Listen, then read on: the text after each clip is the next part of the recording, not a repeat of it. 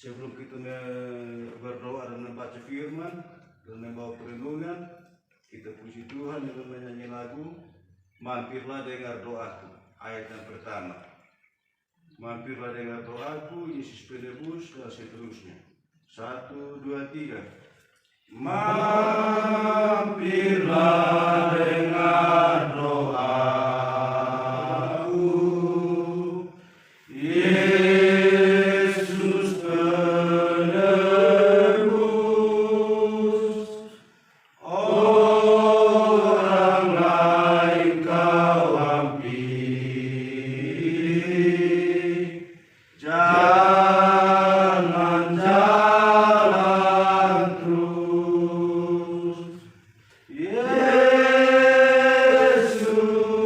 Yesus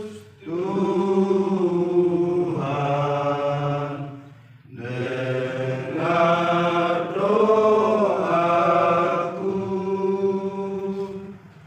orang lain kau hampiri, jangan jalan terus. Baik, kita akan mulai dengan doa. Sebelum kita membacakan firman, kita harus tenang hati, kita merendahkan diri di hadapan Tuhan. Mari kita berdoa.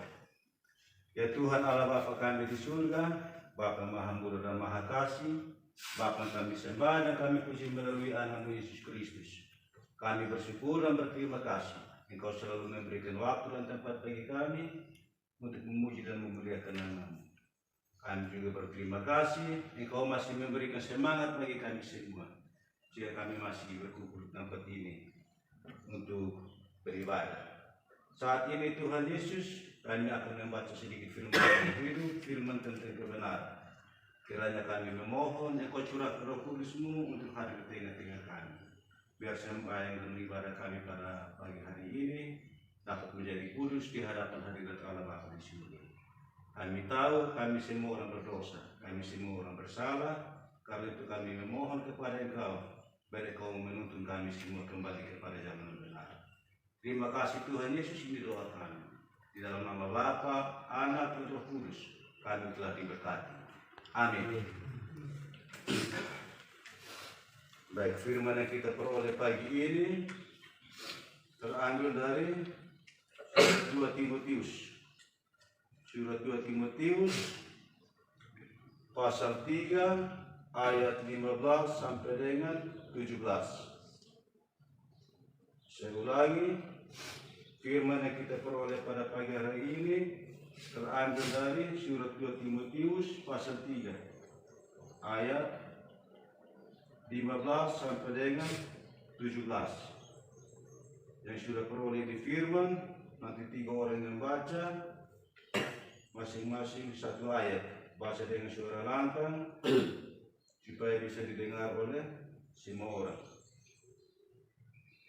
Perikop yang kita peroleh pada pagi hari ini adalah iman bertumbuh dalam penganiayaan dan dalam pembacaan kitab suci. Kita muka semua? Baik, terima kasih. Kita akan mulai dengan pembacaan firman. Saya persilahkan 1 orang baca duluan. Ingatlah juga bahwa dari kecil engkau sudah mengenal kitab suci yang dapat memberi hikmat kepadamu dan menuntun engkau kepada keselamatan oleh iman kepada Kristus Yesus. Ayat ke-16, salah satu. Segala tulisan yang diilhamkan Allah memang bermanfaat untuk mengajar, untuk menyatakan kesalahan, untuk memperbaiki kelakuan, dan untuk mendidik orang dalam kebenaran. Ayat ke-17. Dengan demikian tiap-tiap manusia kepunyaan Allah diperlengkapi untuk setiap perbuatan baik. Baik, demikian firman Tuhan yang kita peroleh pada pagi hari ini. Yang dikatakan berbahagia orang mendengar firman Tuhan, memelihara dalam hati, dan melaksanakan dalam kehidupan sehari-hari. Shalom untuk kita semua. Shalom. Terima kasih. Harapan saya kepada kita semua yang ada di sini untuk tetap semangat dalam memuji dan memuliakan nama Tuhan. Baik dengan menyanyi lagu rohani dengan membaca Alkitab atau dengan mengikuti ibadah. Kita jangan bosan-bosan untuk menghadirkan Tuhan, jangan bosan-bosan untuk mencari Tuhan, dan jangan bosan-bosan untuk mencari hubungan baik dengan Tuhan. Bisa atau tidak? Bisa. Baik. Kita lihat di ayat yang ke-15 berbunyi demikian. Ingatlah juga bahwa dari kecil engkau sudah mengenal kitab suci yang dapat memberi hikmat kepadamu dan menuntun engkau kepada keselamatan oleh iman kepada Yesus Kristus. Jadi saya tanya di sini semua, siapa yang belum kenal Alkitab? Yang belum kenal Alkitab, angkat tangan. Yang belum kenal kitab suci atau Alkitab. Nah, yang belum kenal. Waktu agama Katolik tuh, waktu lu disambut baru bagaimana? Pegang Alkitab atau tidak? Nah, terus waktu lu nikah ada dipegang Alkitab atau tidak? Waktu ada ibadat atau misa di lingkungan ada ikut ke tidak? Di saat ikut itu ada bawa Alkitab atau tidak? Kadang tidak bawa. Terus di saat ada ibadat di lingkungan juga atau misa di lingkungan, ada lihat orang lain datang bawa Alkitab atau tidak? Nah, berarti sudah kenal Alkitab atau belum? Nah, berarti sudah kenal. Nah, tapi mungkin ada maksud dia belum kenal lebih dalam tentang Alkitab. Dan saya tahu kita semua di sini sudah tahu Alkitab sejak kecil. Tidak kenal. Nah, cuma memahami isi Alkitab belum tentu kita semua tahu. Iya toh? Itu karena faktor apa? Tidak pernah baca Alkitab, tidak pernah buka Alkitab. Ada memang tidak ada Alkitab sama sekali. Di sini di rumah tidak ada Alkitab, siapa? Coba angkat tangan. Yang tidak ada Alkitab. Nah, pasti semua ada. Setidak-tidaknya dalam setiap rumah tangga pasti ada Alkitab. Ada rumah tangga yang semuanya ada Alkitab. Baik bapak, mama, anak semuanya ada Alkitab.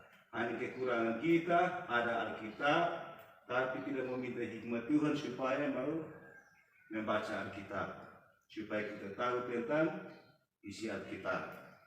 Jadi di tempat ini kesempatan sekarang kamu untuk mengenal Alkitab, tahu tentang isi Alkitab, dan bisa renungkan isi Alkitab. Bisa atau tidak? Bisa. Ini tempatnya sekarang ini. Karena di sini tiap hari berbuat apa? Paling terkurung di dalam ruang tahanan. Setelah terkurung berbuat apa lagi? Paling hanya tunggu makan. Makan habis paling istirahat. Paling menunggu waktu untuk mandi. Paling menunggu waktu untuk olahraga. Masih banyak waktu yang terbuang di sini. Jadi manfaatkan waktu yang ada untuk mengenal Alkitab. Mengenal isi Alkitab. Di dalam isi Alkitab ada firman Tuhan. Ingat, ada dua kitab, yaitu kitab Perjanjian Lama, kitab Perjanjian Baru. Nah, tiap malam minta tuntunan Tuhan, tiap saat minta tuntunan Tuhan, biar supaya Tuhan yang bertindak atas diri kita masing-masing. Biar di saat kita membaca firman, Roh Kudus bisa ada. Atau kita undang Roh Kudus, biar Roh Kudus yang tuntun kita dalam membaca firman. Bisa atau tidak? Bisa. Bagaimana? Bisa atau tidak? Bisa. Nah, semangat sedikit. Ini kita omong ke kemana marah-marah. Nah, namanya kita ibarat mesti dengan suasana sukacita. Ingat, doa mana kita doa dengan marah-marah? Saya tanya kamu. Doa mana kita memusuh di sini? Tidak ada. Kamu ingat selalu saya pesan. Dalam Tuhan kita bersaudara. Coba kamu ulang. 1, 2, 3. Dalam Tuhan kita bersaudara. Ingat. Jadi kita punya harapan satu. Dengan adanya kita membaca Alkitab, kita bisa tahu tentang firman Tuhan. Dengan adanya kita tahu firman Tuhan, kita bisa kenal Tuhan. Sekarang kita masuk ke ayat yang ke-16. Ayat ke-16 berbunyi demikian. Segala tulisan yang diilhamkan Allah memang bermanfaat untuk mengajar, untuk menyatakan kesalahan, untuk memperbaiki kelakuan, dan untuk mendidik orang dalam kebenaran. Ada 4 hal yang kita akan peroleh jikalau kita membaca Alkitab. Ada 4 hal yang tertulis dalam surat 2 Timotius pasal 3 ayat ke-16. Ada 4 hal. Nah, karena Alkitab yang kita baca ini akan bermanfaat bagi kita untuk yang pertama mengajar. Nah, jadi Alkitab bisa mengajar kita. Nah, Alkitab bisa mengajar kita tentang kehidupan kita, tentang perilaku kita, tentang perbuatan kita. Alkitab bisa mengajarkan tentang itu. Nah, makanya saya selalu pesan, jangan bosan-bosan membaca Alkitab. Ada keluarga belum antar Alkitab juga, tiap kali ada kunjungan pesan, datang bawa ke saya Alkitab supaya saya bisa membaca firman Tuhan. Jadi pesan pertama dalam firman ini bahwa manfaat Alkitab yang pertama untuk mengajar. Nah, kita tidak perlu cari guru, tidak perlu cari dosen, tapi kita bisa baca Alkitab, minta hikmat dari Tuhan, maka dengan sendirinya Alkitab akan mengajar kembali kita. Yang kedua, untuk menyatakan kesalahan. Dengan adanya kita membaca Alkitab juga kita bisa tahu kita kesalahan. Karena semuanya pasti ada tertulis dalam Alkitab. Ingat, dengan adanya kita membaca Alkitab, kita bisa menyatakan kita punya kesalahan. Kita bisa tahu tentang kita punya kesalahan, kita bisa mengerti tentang kita punya kesalahan. Nah, coba nanti masing-masing lihat Alkitab, baca dari kitab Kejadian sampai dengan kitab Maleakhi, itu di Perjanjian Lama.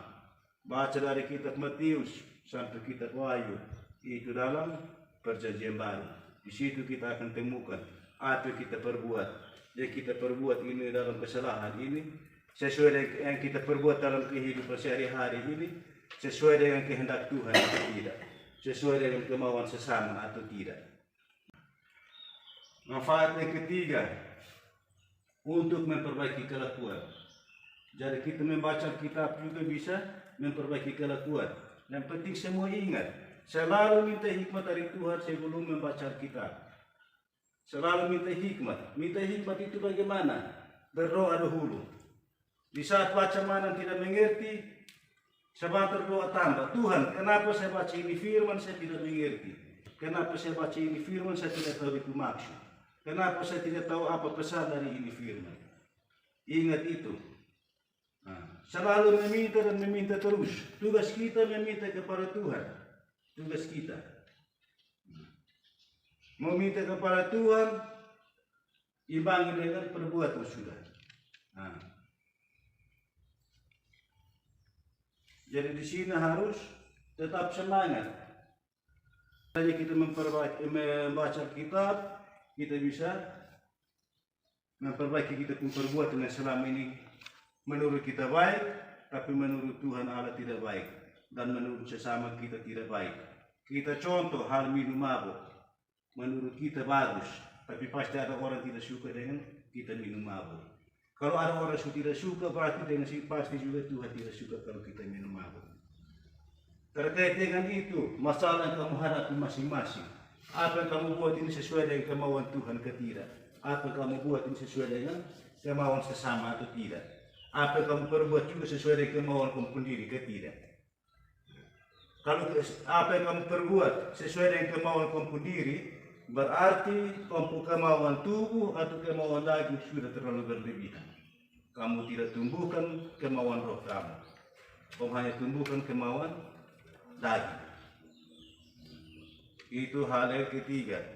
Hal yang keempat, manfaat kita membaca kitab untuk mendidik orang dalam kebenaran. Manfaat membaca kitab yang keempat untuk mendidik orang dalam kebenaran. Jadi ingat, yang mendidik kita bukan semata-mata manusia, bukan semata-mata guru, bukan semata-mata dosen, bukan semata-mata orang lebih pintar dari kita, tapi Alkitab juga bisa mendidik kita. Bagaimana Alkitab mendidik kita? Setelah kita baca firman, kita renungkan perbuatan kita, renungkan dengan permasalahan masing-masing. Ingat, renungkan dengan permasalahan masing-masing. Kalau kita sih bisa renungkan permasalahan kita bisa tahu, oh ternyata saya diingatkan dalam Alkitab bahwa apa saya perbuat ini tidak sesuai dengan kehendak Yesus. Apa saya perbuat juga tidak sesuai dengan kemauan sesama. Apa saya perbuat juga tidak sesuai dengan kemauan manusia. Jadi ada berapa manfaat Alkitab? 4 lah. Ya. Ada 4 manfaat Alkitab. Yang pertama untuk mengajar, yang kedua untuk menyatakan kesalahan, yang ketiga untuk memperbaiki kelakuan, dan keempat untuk mendidik orang dalam kebenaran. Di ayat yang ke-17 dia berbunyi demikian. Dengan demikian tiap-tiap manusia kepunyaan Allah diperlengkapi untuk setiap perbuatan baik. Ingat, Tuhan sudah perlengkapi kita semua dengan perbuatan baik.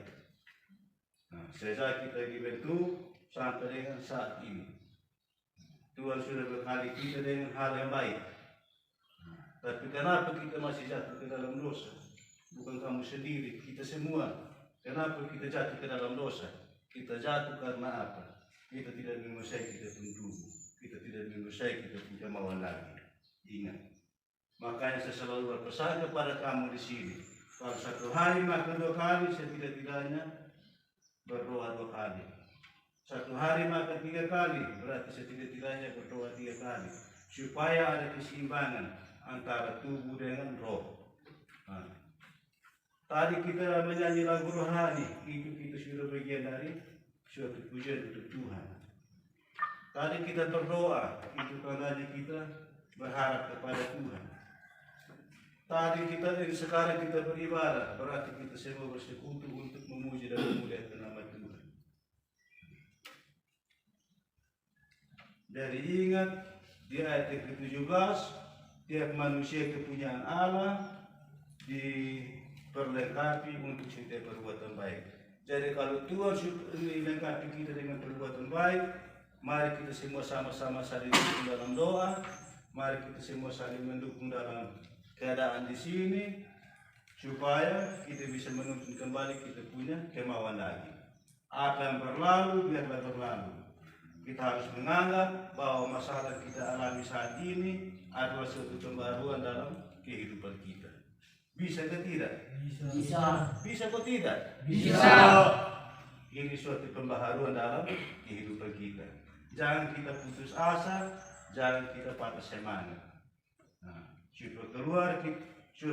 Supaya suatu kelak bebas, kita buktikan kepada keluarga, buktikan kepada kawan, buktikan kepada sesama, buktikan kepada masyarakat bahwa saya bukan yang dulu lagi. Sejak Yesus di sebuah hati, saya sudah ada perubahan besar. Kita akhiri ibadat ini dengan puji Tuhan, menyanyikan lagu Mampirlah Dengar Doaku, ayat yang ke-3. Ini saja andalanku, jasa kurbanku, hatiku yang hancur luluh, buatlah sembuh. 1, 2, 3. Ini saja andalanku, jasa kurbanku, hatiku yang hancur luluh, buatlah